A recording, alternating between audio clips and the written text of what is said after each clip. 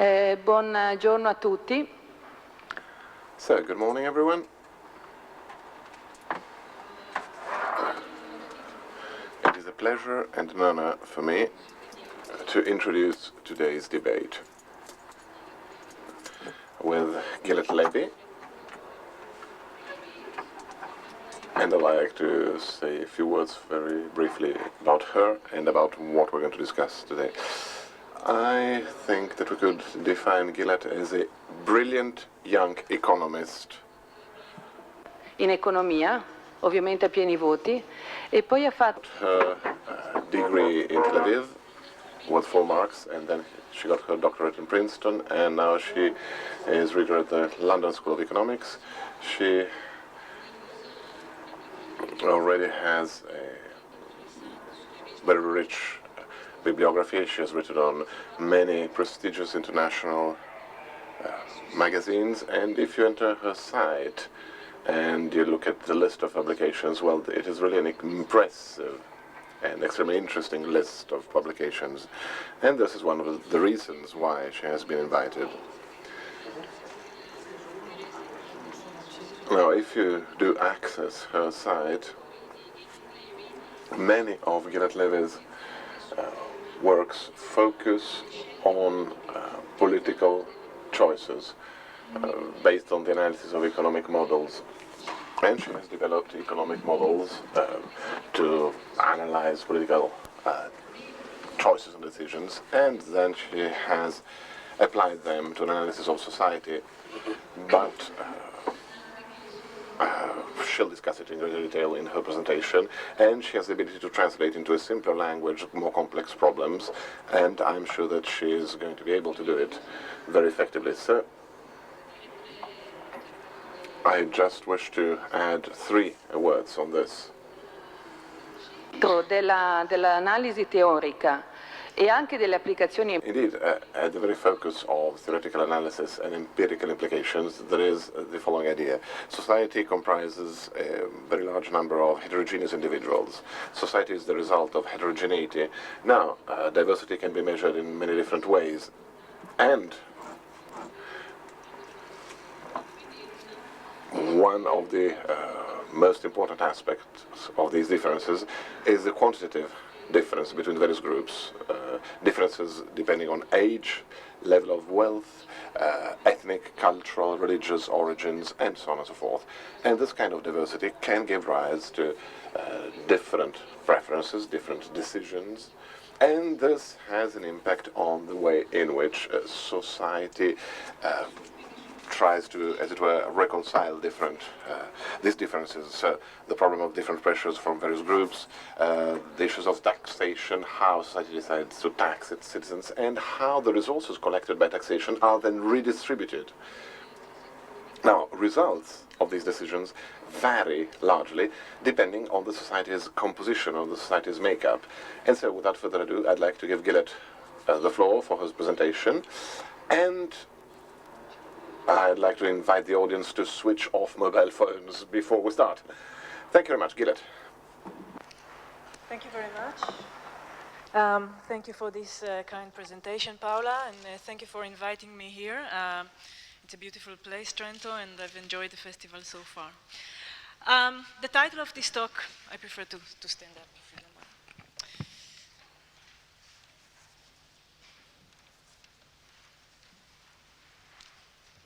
So the title of this talk is Diversity and Redistribution, and I hope you will be able to see the slides. There's a problem with the microphone. Possiamo avere un microfono?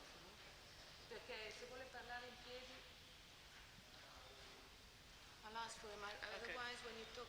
Okay, but the slides, not able to see the slides. E anche la presentazione se può essere. The slides, okay.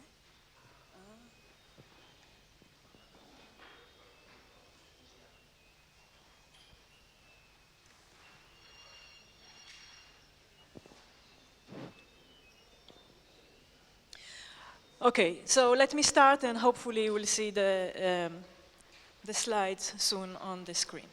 So the title of this talk is Diversity and Redistribution. It is based on work which I've done both by myself and together with Raquel Fernandez at New York University, who attended this festival last year, and Oriana Bandiera from LSE, who gives a talk this time at the Department of Economics. So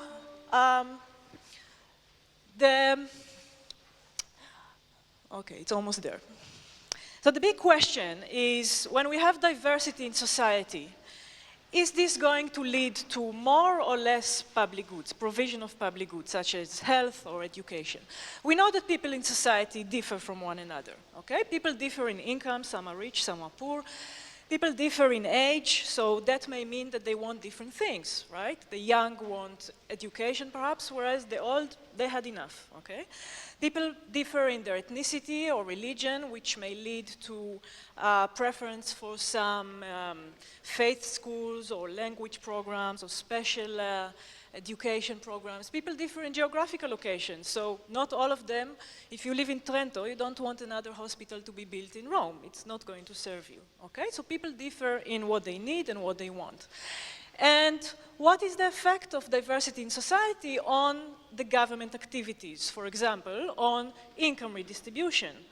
Is the size of income redistribution going to be more or less when we have such diversity?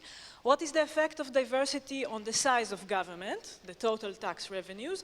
And what is the effect on provision of, besides income redistribution, other public goods, okay, such as health, education, and so on? Okay, infrastructure is another example. So typically we think, the way we think about diversity, we divide it into two main groups. When we think about diversity in income, okay, we tend to think that this will result in pressures for income redistribution or redistribution via general goods that everyone likes, okay? So it is typically the case that when we have, and let me exaggerate, we have poor and rich, the poor will pressure for income redistribution from the rich towards themselves, okay? This must sound familiar. When we think about other forms of diversity, such as ethnic or religious diversity, this also typically would lead to pressures for redistribution, in particular in the way via targeted or specific goods that this group wants, okay? So religious organizations will pressure for religious education, or for some ethnic groups may want their own language to be taught at state schools, okay? So they will want their own particular goods. Again, geographical diversity, in some region people want to have transfers to their own region only. They care about their region mainly, okay? So besides diversity in income, other types of diversity would also lead to pressures for this type of provision of goods, okay? But it is not a very good idea to think about these two types of diversity in isolation. Societies are diverse both in income and in other dimensions, such as ethnicity, geography, religion, etc. Okay? So we cannot just say, yes, there will be pressures from these people and pressures from that people. We have to think about the complex dimensions of diversity in society together. In other words, how do income and preference heterogeneity interact, okay? Or perhaps a question which is sort of a burning question nowadays, how does multi-ethnicity or diversity in ethnicity or religion affect the conflict between the rich and the poor, okay? Is it going to be the case that the poor will get what they want in a homogeneous society in which everyone wants the same? Or are they going to get more if there are divisions among them, okay? So this is the type of question that I'm going to ask, and let's be more specific. So if it is the case that the poor individuals do not agree on how to divide resources, how does this affect their ability to press for income redistribution, okay? Or you can see it from the other way around. How does this affect the ability maybe of the rich to take advantage of the poor? Or you can ask, how does income inequality, the division between the rich and the poor, affect the ability of the specific interest groups to receive transfers and attract resources for themselves? Are they going to be more successful when we have rich and poor and income inequality, or are these narrow special groups going to be more successful when everyone has the same income? Okay, so this is the type of questions that I'm posing. And you can think of several answers, okay? So one possible answer is that conflicting preferences over resource allocation, okay, these divisions among the poor could work against their general class interest, okay? And that would mean that they would be less able to press for income redistribution. But it could also be the other way around, and other theories would say that if society is so divided into narrow special groups, then maybe the rich, they get fed up with all these requests for this type of good or that type of good. They would simply, perhaps it will be cheaper for them to ally themselves with the general interest of the poor, as this may imply a lower tax burden. So you can think of many answers, but the advantage of economic theory is that we can construct a simple model of reality, okay, to account for, of course we cannot account for all the complex dimensions of reality, but a simplified version of reality, which is what we call a model, will allow us to think about these questions in a simple but perhaps refreshing way, okay? So I'm going to present now a very simple, what we call a theoretical model, and then I will try and test the predictions of the model with the actual empirical information that we have, the data that we have, okay? So what I want to combine in the model is both economics and politics, okay? So if you just think from an economist's point of view and you don't take into consideration the political decision-making, I think we're going to lack something. So I want to account for both economics and politics. But I want to keep it simple. So the economics is going to be very simple, and in order to discuss the questions that I've posed, I'm going to think of a society in which we just have three groups of people, okay? This is obviously a simplification. I'm going to think about the general poor in society, and I'm going to think another group will be the poor who have specific interests, so they could be thought about as a different ethnicity or a different religion. They have their own specific interest, but they are also relatively poor. And then I'm going to think about the rich group, okay? And as typical to many countries, the rich are going to be in a minority, so the poor overall constitute a majority. However, the poor are divided, okay? There is the general poor, and there are those with the special interest. Now, as a society, what do we need to decide about? We need to decide about the rate of tax, so we're taxing income, and that is going to be, in a sense, the size of government. And we have to decide how to spend it, okay? It's very simple. And what can we do with the tax revenues? We can either use it for income redistribution, okay? So everyone will get some share of the tax revenues, which essentially means that the rich are subsidizing income redistribution because they will pay more in tax, okay? But we can also finance the specific good, okay? The good that only this interest group enjoys, okay? So this particular special school or this language program in a school that only this particular ethnicity is enjoying, okay? So these are the two types of decisions that we have to make. what is the size of government and what is the government doing with the money.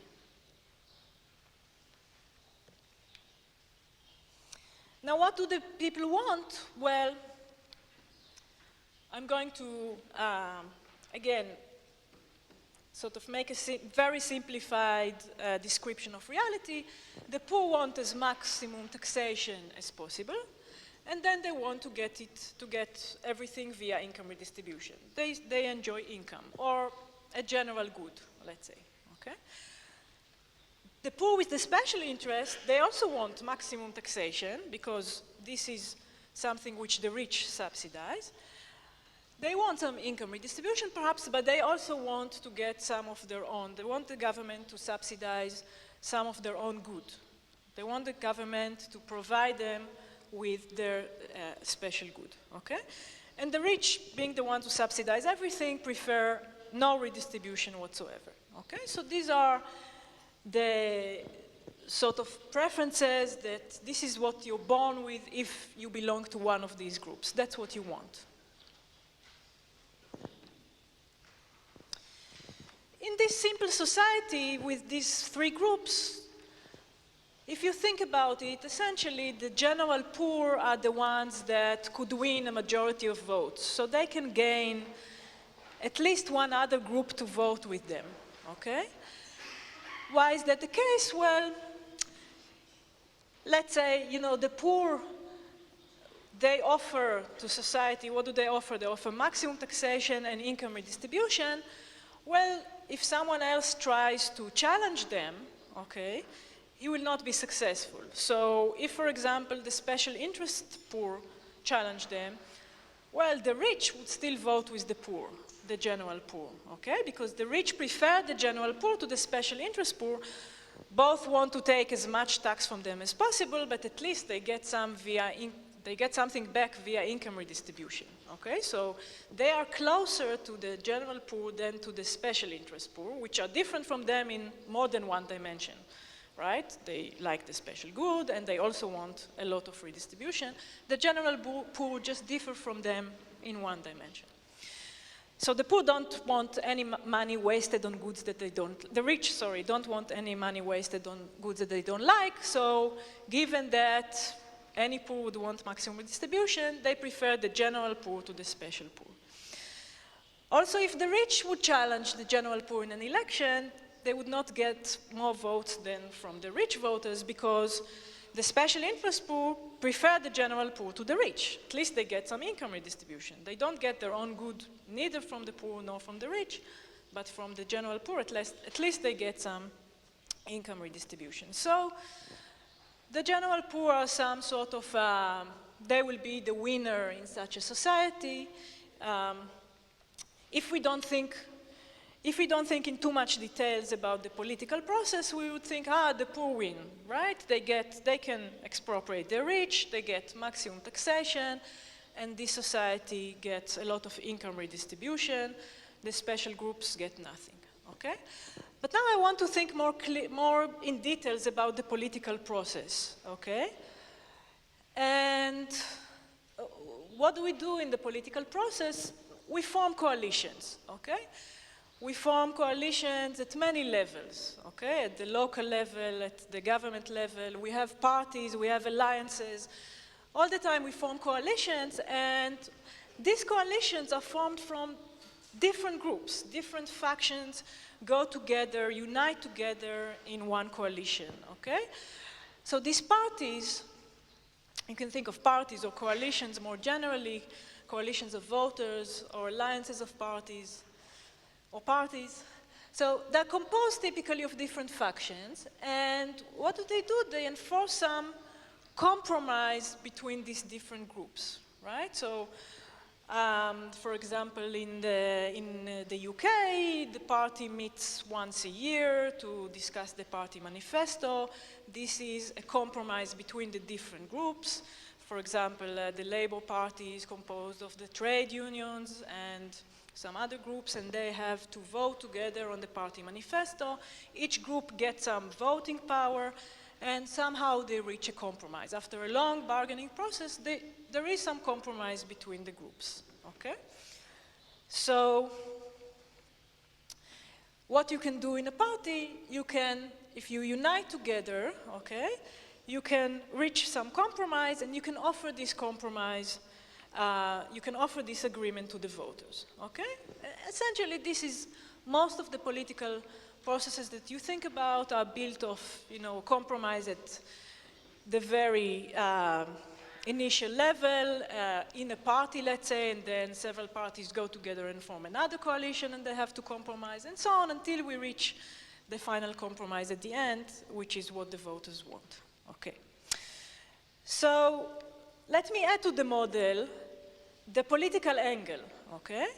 And I want to think about these people, these groups of voters, rich, poor with special interest. I want to think about them as forming parties and forming coalitions. And I want my model to tell me, I want the model to tell me what is sort of the stable political outcome of this process, okay?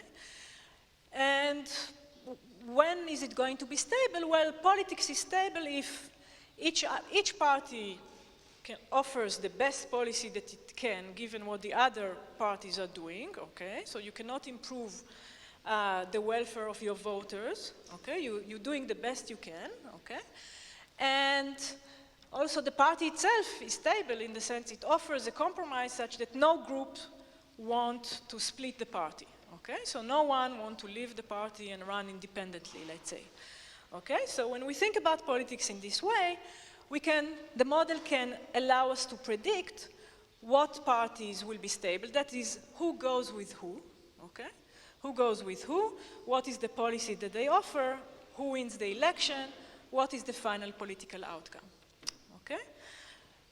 And again, I'm keeping it simple, and then what this simple model predicts in terms of which coalitions form is a very simple coalition of the rich and the special interest poor. They join together in one party, and what do? They find the compromise policy, okay, that both of them prefer compared with the policy advocated by the poor of maximum taxation and no special good at all, okay? So if they unite, okay, they can find some policy which they both prefer.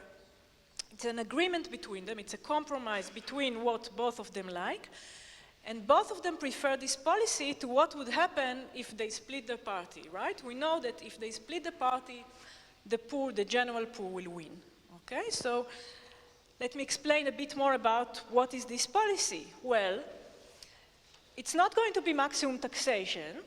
The tax rate is going to be reduced, okay? And some of the tax revenues will finance the special good, okay? Now, why is it good? Why is it better for both these factions to have this compromise? If the tax level in this compromise is low enough, then it is better for the rich. True, some of it goes to a good that they don't enjoy, like perhaps these faith schools, but at least the tax burden is relatively low, okay? Why is it good for the special poor? Yes, they suffer a bit because the total size of the government is lower, but at least they get some of the good that they like, okay? So this sort of compromise, which reduces the size of government, but targets some of the taxation to the special interest group, is better for both the rich and this subsection of the poor, compared with a policy of maximum taxation and no special good, okay? So this simple explanation could be a reason to a phenomena that we observe in many democracies that is sometimes called why the poor do not expropriate the rich. The poor are typically a majority in society, there is a democratic vote, and still in no country there is maximum taxation. There could be other reasons why there are no maximum taxation, but this is another explanation to why the poor do not expropriate the rich. The rich take advantage of the division among the poor. They collude with a subsection of the poor that wants something else and manage to reduce the size of government. So this very, very simple model, okay, let me now perhaps over-interpret it, perhaps can allow us to think about how left and right, so now I'm perhaps giving a bit too much to this simple model, but bear with me for a minute. So perhaps we can think about the left, that is the general poor, that want big government, and perhaps they are anti-clerical, they don't want religious education, if I take the example of religion. And perhaps the right are the fiscally conservative, they want small government because the rich are there, but also they may want subsidized religious education because this is the coalition of the rich and the special interest poor, okay? So I think in several countries you can find such examples. So in the US, the Republicans are composed of the fiscally conservative and, at least nowadays, the Christian right. In India, there is the BJP party of the rich and fundamentalist Islam. So these are coalitions of fiscally conservative with some special interest.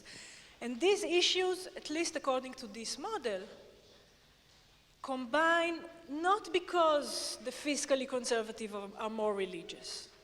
They combine because of the economic and political reasons that go together here, okay? I did not think about the rich as people who like religion or do not like religion. They care about their money and that's it, okay? But because of political and economic reason, they go together in one party with those who like some specific targeted provision of public good, which could be, for example, religious provision, or at some sort of provision for particular ethnicity. Okay, so the model tells us that if we combine together diversity in income and ethnicity, we need both of them here, right? If we only have diversity in income, just rich and poor, the poor win for sure, they are a majority, okay? So we need both of them here. And it implies that we're going to have smaller governments, so less total redistribution, but it also implies that redistribution is tilted from the general interest, from income redistribution or from some general good to the specific special interests that are represented in the coalition, okay? So what is the conclusion that we can take from the model if we want to sort of test it with the data that we have in reality? The conclusion is that outcomes in diverse democracies, okay? If I think about democracies with multi-ethnicities, or with a lot of geographical diversity in regional governments that can pressure for their own redistribution, in such diverse democracies, the outcomes will be closer, okay, compared with homogeneous democracies, maybe Sweden, okay? Compared with homogeneous democracies, outcomes in diverse democracies should be closer to the preferences of the rich, the elite, the rich, and the preferences of the special interest groups, okay? So if I want to test what my model is saying, this is the conclusion that I'm taking for the model. I can look at different democracies. When we have more diversity, we should have political outcomes that are closer to the preferences of the rich and of the special poor groups, okay? So I want to look at the data and see what the data says, okay? So I'm not looking across countries because there's so many differences across countries. I'm looking at one big country. So I'm looking at policy outcomes of local governments in Indonesia, okay? It is one of the world's most ethnically diverse countries. There are a few hundreds of different ethnicities. Most of them are Muslim, but they practice different types of Islam, and they have different languages, okay? So indeed, these different groups want their own goods, okay? There are pressures for different languages programs besides Java at schools and so on. Okay. But also, so these local governments make a lot of decisions about how much goods to provide, okay? And these local governments also differ from one another, okay? By customary laws, some of these are villages, but villages with, 20, 30,000 people, okay? So these are big villages. Some of these villages are controlled by the elite, by the rich in the village, by the rich people in the village, and some of these, the decisions are actually taken democratically in community meetings, okay? So I don't know how many and who is attending this community meeting, but potentially in this community meeting there could be coalitions could be created or created behind the scenes, and then the voters do what their leaders tell them, okay? So I have ethnic diversity, and I have some village which are, in a sense, oligarchic. The rich control them, so I can see what the rich like, okay? And I have some villages which are democratic, and some of them are going to be homogeneous democratic, some of them are going to be more heterogeneous, okay? So I can compare these three types of villages, and so they decide, for example, about the number of schools per capita, the number of health posts, investments in roads, sewage, etc., okay? So what can I do? I can compare, I can examine whether there is a difference between oligarchic villages and democracies in the provision of these goods, okay? So first of all, this allows me to show that there are differences in preferences between rich and poor. The rich do not want redistribution, or perhaps want some goods and not others. And the main point that we want to check is whether the difference between democracies and oligarchies is decreasing in the level of ethnic diversity in the village, okay? So if we think the democracies give more weight to the poor, from the model we know that this weight should decrease if society is more diverse, okay? So the difference between democracies and oligarchies in terms of the provision of these goods, the general goods, there should be less of the general goods. These are general goods that everyone enjoys, okay, like income redistribution. There should be less of these general goods the more the democracies are diverse, okay? And there should also be more provision towards the special or the minority groups, okay? Which I will get back to. Okay, so this is the test that I'm doing, and here are the results. First of all, I'm going to compare between oligarchies, so controlled by the rich, and homogeneous democracies. Democracies with very little diversity. So maybe the Java group, which is typically the majority, composes of 80 or 90% of the population, okay? So comparing between homogeneous democracies and oligarchies allows me to see that indeed the rich and the poor want different things. Okay? And the poor indeed get some voice in the democratic political system. Otherwise, no democracy will give them anything, okay? So what we find here is that indeed, in the types of goods that you would think the poor would like the state to provide, the general goods like income redistribution, so health and education, there is more health and education in democratic villages, okay? And you can look into many parameters. So, for example, school fees are lower, the teacher-pupil ratio is higher. So everything works in the direction of better and more provision of these general goods that everyone enjoys, health and education, okay? Security, the other way around. There is less neighborhood security in democratic villages, and that's also very reasonable. Who needs security? Those that have the big houses, okay? So the rich like security. This is what they like. They don't need the state to provide health and education. They can buy their own in the private market.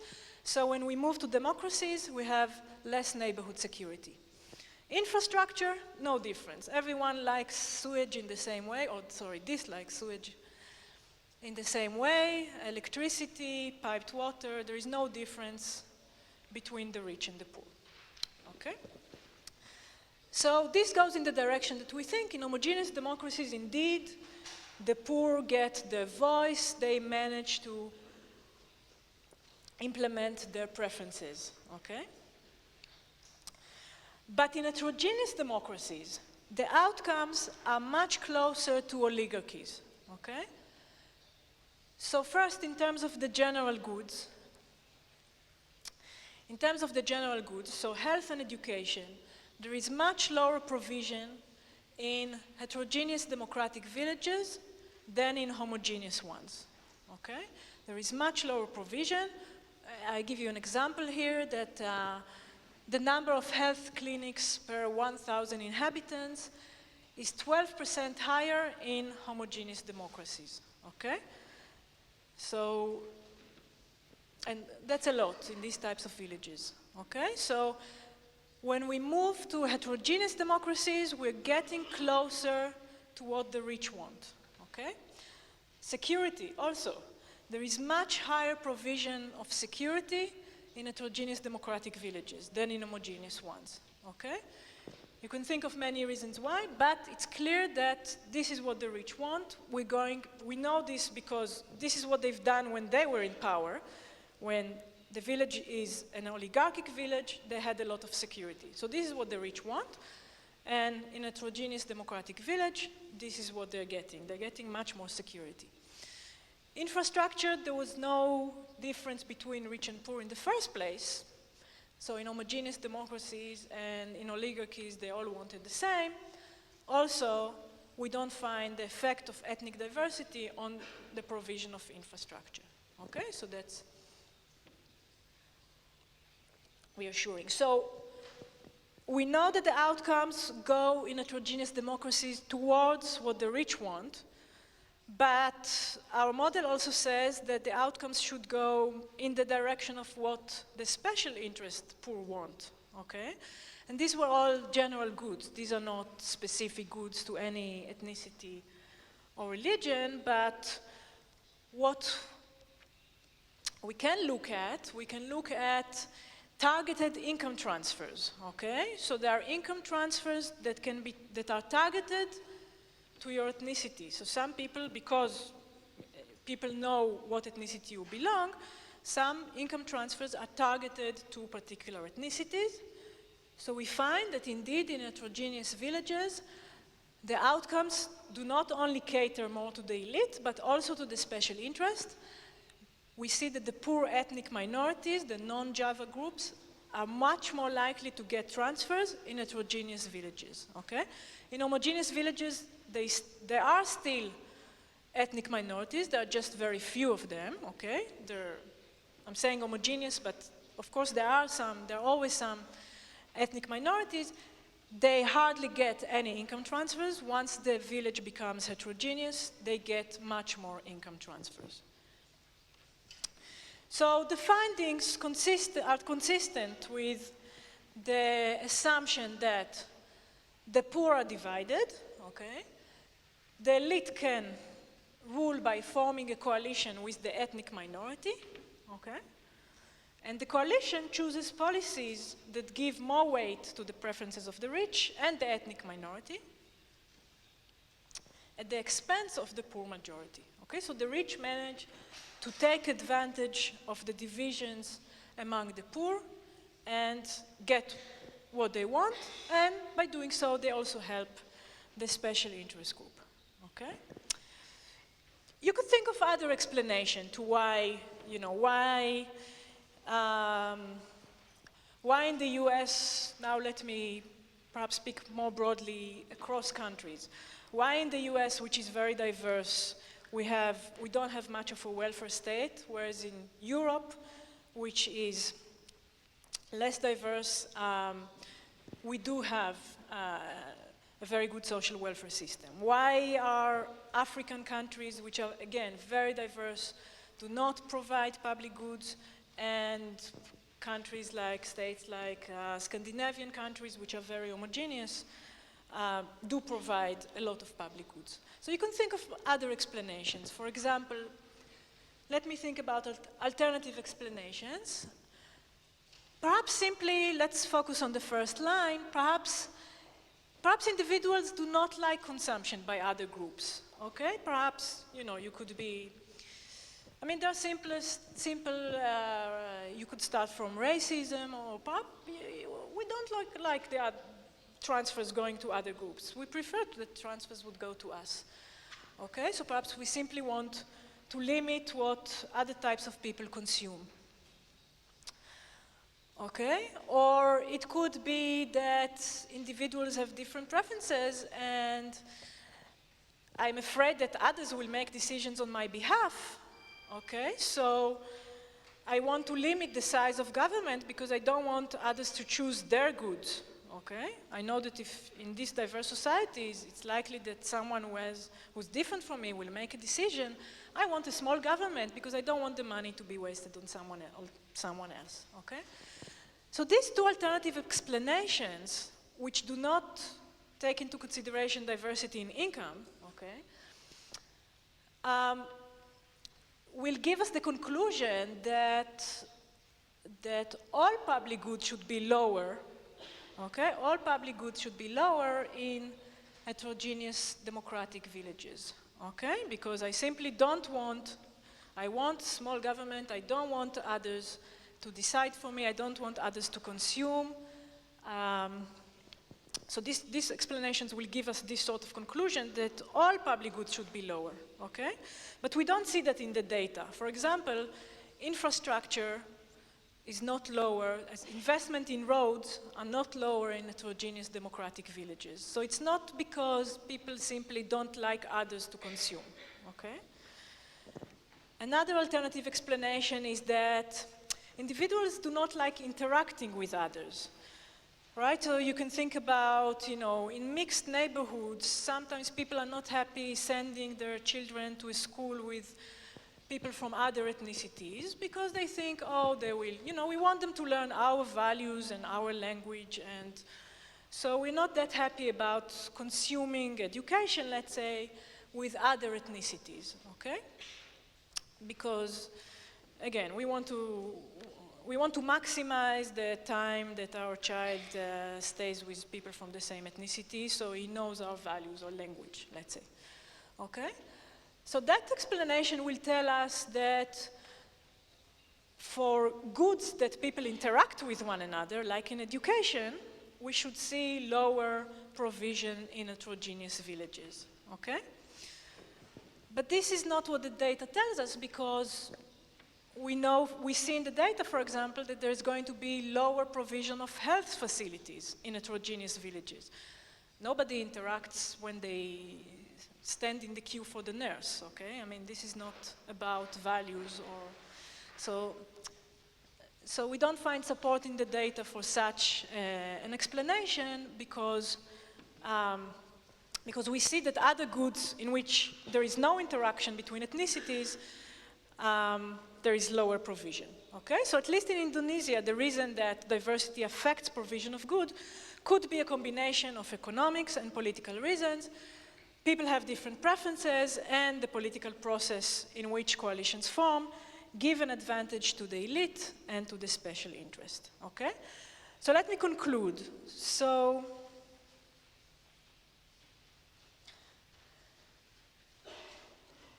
I've asked, how does ethnic or religious diversity affect the conflict between the rich and the poor?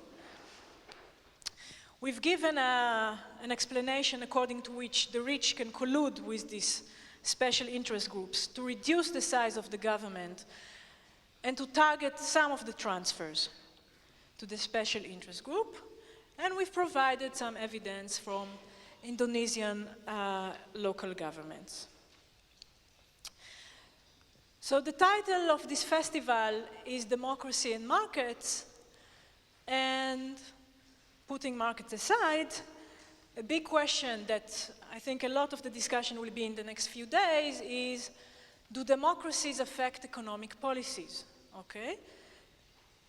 Is it important to be in a democracy? Are we going to get different economic policies in a democracy? And the World Bank and a lot of other institutions call for decentralization of decision-making and democratization. And the idea is that democracies would give voice to the poor. So the poor would get more of what they want when we are a democracy. So we've concluded that democracy matters a lot in ethnically homogeneous societies, but it may not have much of an effect, or at least as much as we would expect, in heterogeneous societies, okay?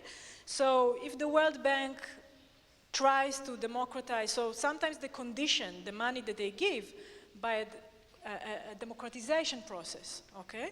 So if the World Bank goes to Indonesia, for example, to these villages and demands a democratization process, okay, the message is that it is not enough to give voice to the poor. There should be other institutions that would compensate for the fact that even in a democracy, when there is diversity of ethnicity, for example, and as the rich can take advantage of the division among the poor, even in democracies, the poor would not get voice if we do not allow them to change or affect the political system in some other way. So we need more institutions in order to allow for democracy to have its power. Okay, thank you very much.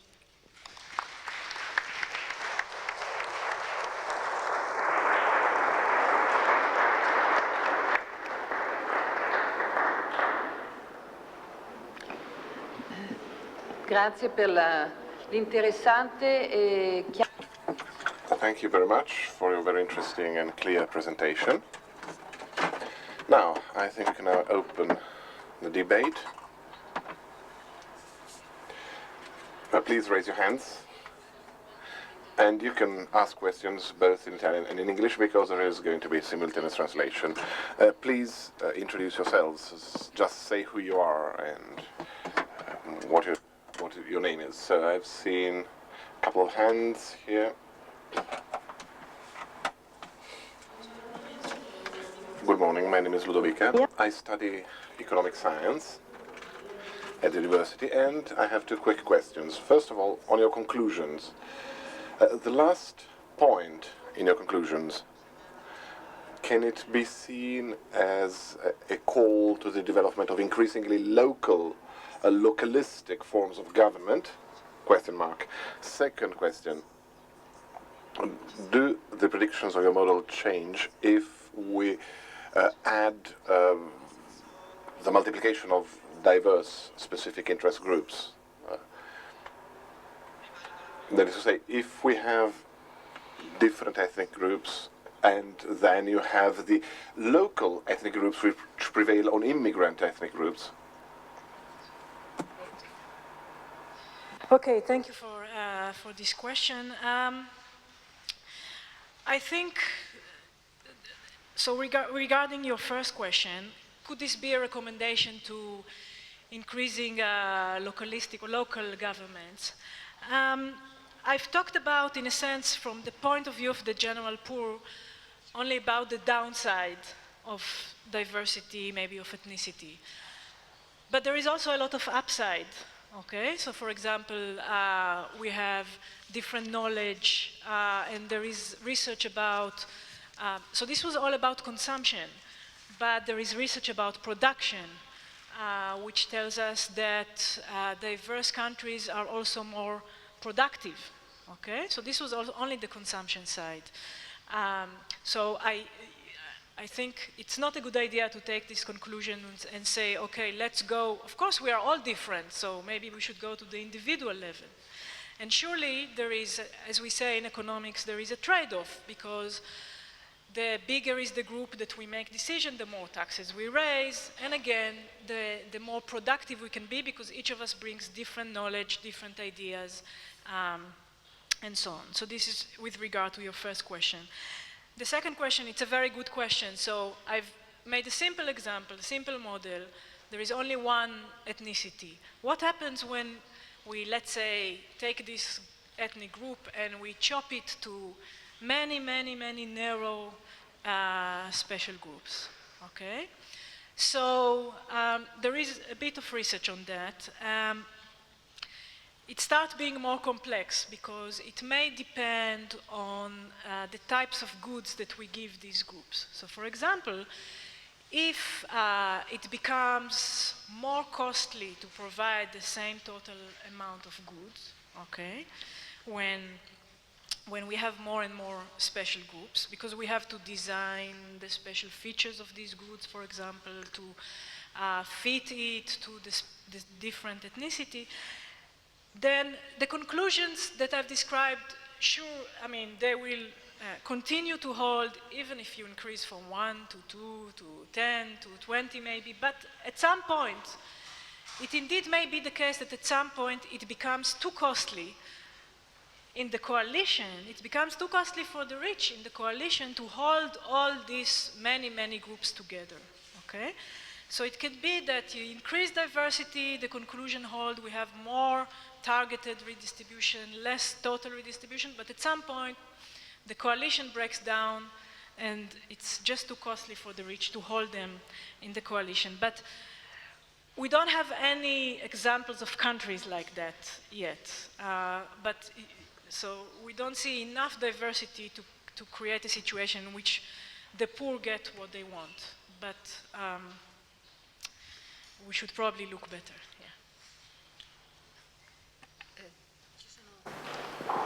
Ci sono due persone qui davanti. I have a couple of questions here in the front row.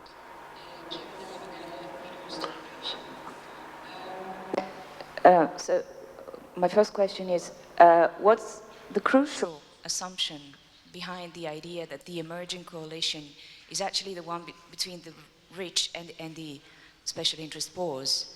I mean, the alternative one is between the two types of poors. So I read this model as a coalition, a forming coalition kind of model, and I was wondering about what's behind the conclusion of it. The second question is, well, you've talked about two dimensions of fiscal policies that are really interesting. Dimension of public expenditure and type of expenditure, but of course deficits and debt are also interesting, and there's some evidence that heterogeneous coalitions actually give rise to a higher level of debt. So is your model fit to that kind of extension? The first question, it's a very important question. So why did I say that the only stable coalition is the rich and the special interest poor? So think about the poor coalition that unites all the poor subgroups and the general poor with the special interest poor. But I also said that it is important that these coalitions will be stable and no one would want to split the party and try and run independently. I mean, we know a lot about party splitting, new parties forming. I mean, it happens all the time. So perhaps politics is not stable, but we do try and predict what could happen in special situation, in this stable situation, sorry. So if you think about this poor coalition, it is not stable in the sense that the general poor, okay, have an interest to split this coalition because when there are no coalitions at all, they can win by themselves, okay? They are the sort of focal group in society. Everybody likes them better compared with the third group, okay? So they have, in a sense, a lot of power, but this power plays against them. They cannot credibly commit to stay in the coalition and give something to the special interest poor. The special interest poor know that they will want, you know, next election, before the election, after the election, they will split the party, and they will afterwards, they are the ones that will be chosen in the election if there are no other coalitions. The coalitions of the rich and the special poor, no one wants to split the party. If they split the party, again, they get the general poor policies, which is maximum taxation and no special goods. Okay, so this is the crucial assumption that if you split the party, you have to think, you don't just split the party, you split the party and think what will happen afterwards, okay? If you split the party in this model, there will be the poor party, there will be no parties, and hence the general poor would win. So they cannot take part in a stable coalition. I have to say, I've not thought about the policies of deficits and debts. I think it could relate to even further dimensions of diversity that we have not discussed. One of them could be, for example, age diversity. So who is going to pay this debt? These are different generations. We also have different preferences. Another reason that this could arise is that we know that the person that will be, the people that will be in power next time perhaps could be from another ethnicity, and hence we don't want to leave them any reserve. To the contrary, we want to tie their hands. They're not going to be able to spend any resources on the goods that they like. So these have been explanations that were suggested, but I'm not accounting for that in the model. C'è una domanda. Another question? Second row. Yes, I have two questions for you. First of all, have you actually applied this model, or do you think it is applicable at state level, not at the level of local communities? And do you think this model could be applicable where there are no general poor, where the poor are structurally heterogeneous, so unlike Indonesia? Or then, think of another possible situation where no one wants infrastructures, the poor want security, and the rich want high levels of education and human capital. Let's call this country Italy, just for an example. Then what would happen if we applied this model to Italy?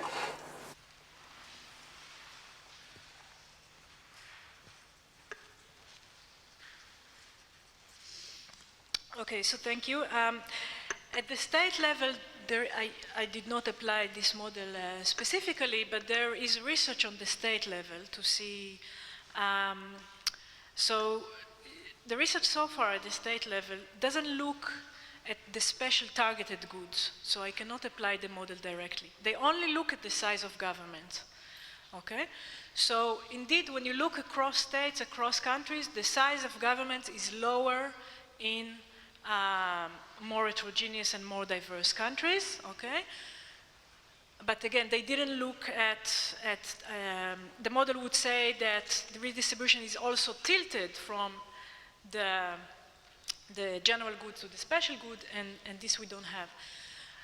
I mean, it's very hard to do analysis across countries because there's so many different things. So this is why I was happy about this data from Indonesia, because we're still in the same country, and within the same region, we have many, many villages. So all the other things that I've not talked about, like, you know, the type of income inequality that we have, are democracies richer than, perhaps democracies are richer than oligarchies, and perhaps that account for the differences.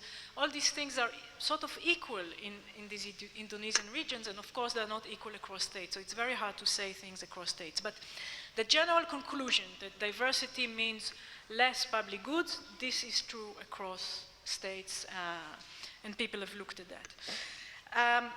If there is no general poor, there is always a group which is sort of similar to the general poor in the sense that, you know, they like their special good, the least, okay? So you can think about them as the poor group which sort of caters to the rich in the best way, or caters to other groups in the best way. So it's not general poor, but it's sort of the most modest special interest group. You can think about it in this way, so it doesn't have to be completely general, but the poor that like, the group that likes, they like when they think about income redistribution versus their own good, so they like most, compared to other poor groups, income redistribution versus their own good. So they like their own good the least in the relative terms. So it's true that I should have thought about applying this model to Italy before coming here, but I think the general conclusion should stay the same, that you should see, you know, a coalition between rich and special groups. So perhaps, you know, perhaps if the rich, what they like here is high level of education and social capital, and if perhaps a group, I don't know what are the specific groups that are, you know, currently on the agenda, but let's go a bit back in history. Perhaps, you know, Catholic education is something that a special interest group would have wanted. So perhaps this could have been, perhaps the Christian Democrats. I mean, perhaps this sort of type of coalition of human capital and clerical interest or Catholic education could have been a coalition that could have survived. But it's true that I should have studied my Italian parties better. Grazie. Possiamo raccogliere qualche altra domanda? Any other questions?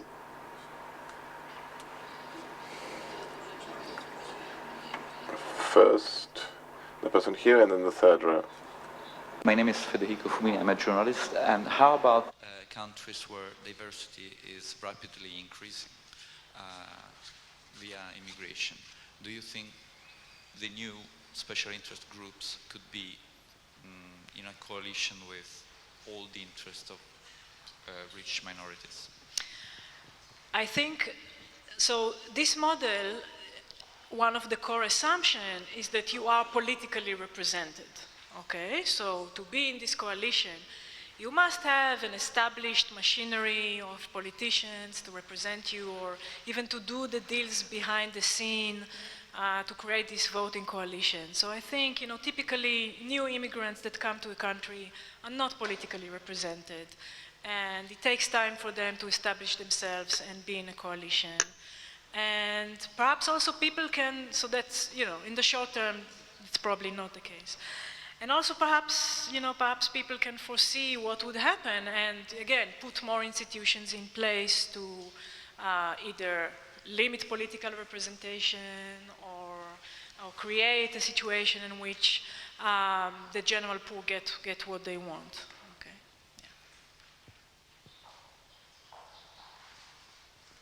Yeah. Grazie, sono Francesco, neolaureato.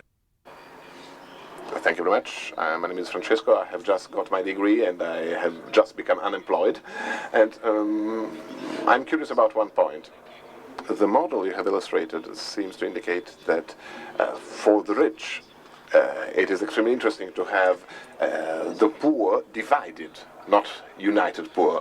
Now, have you ever seen a case in which the rich have actually created themselves a special interest group in order to be able to become a majority by allying themselves with this created special interest group?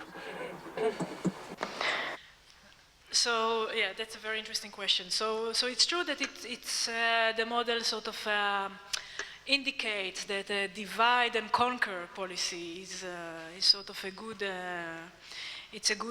policy for the rich.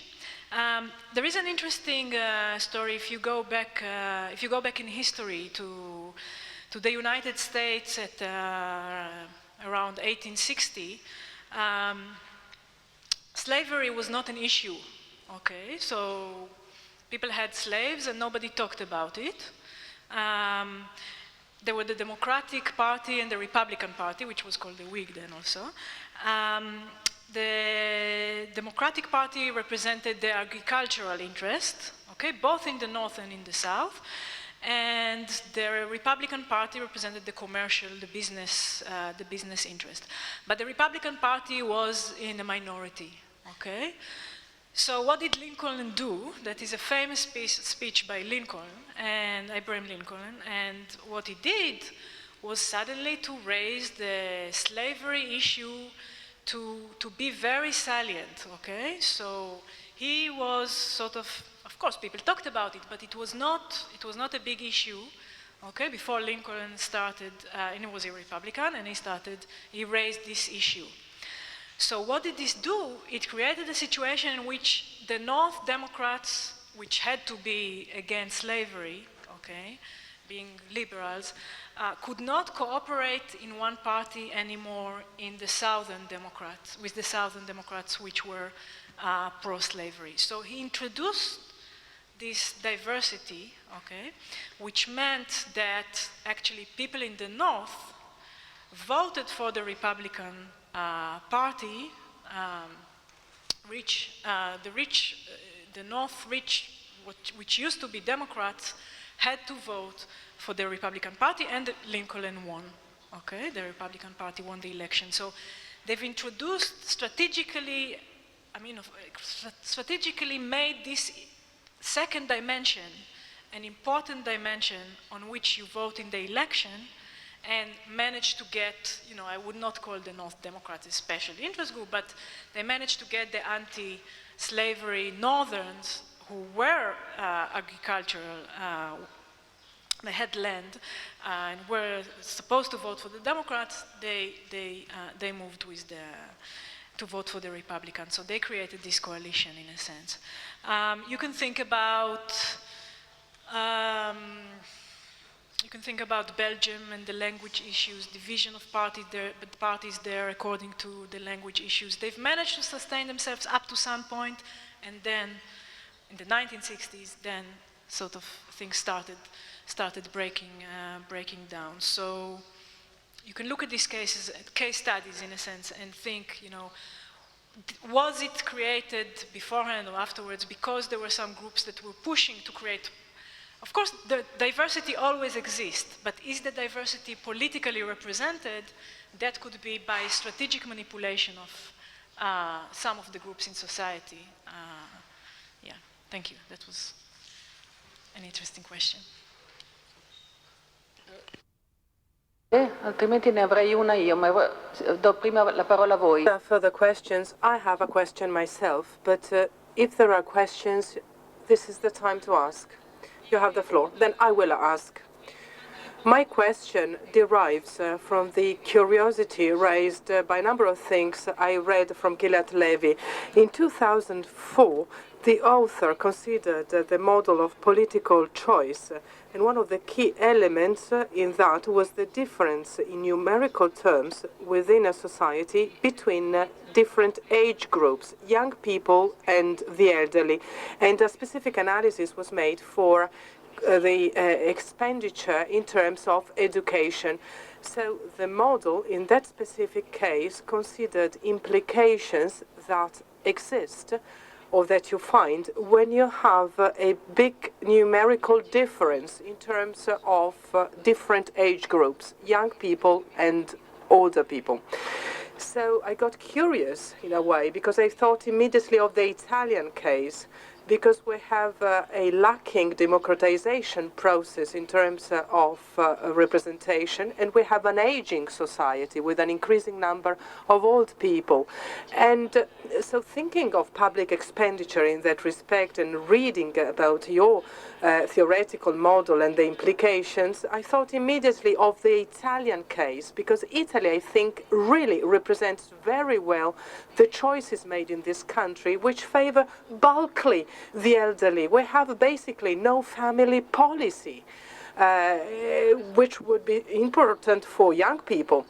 So in this contribution today, we focused on diversity and ethnicity, but it was important for me also to spend a few words about the 2004 work, which focuses on the demographic differences in a society and their impact on political choices. Because again, we think immediately of Italy, where we have this imbalance in terms of age groups, which gets even worse due to the implications of that.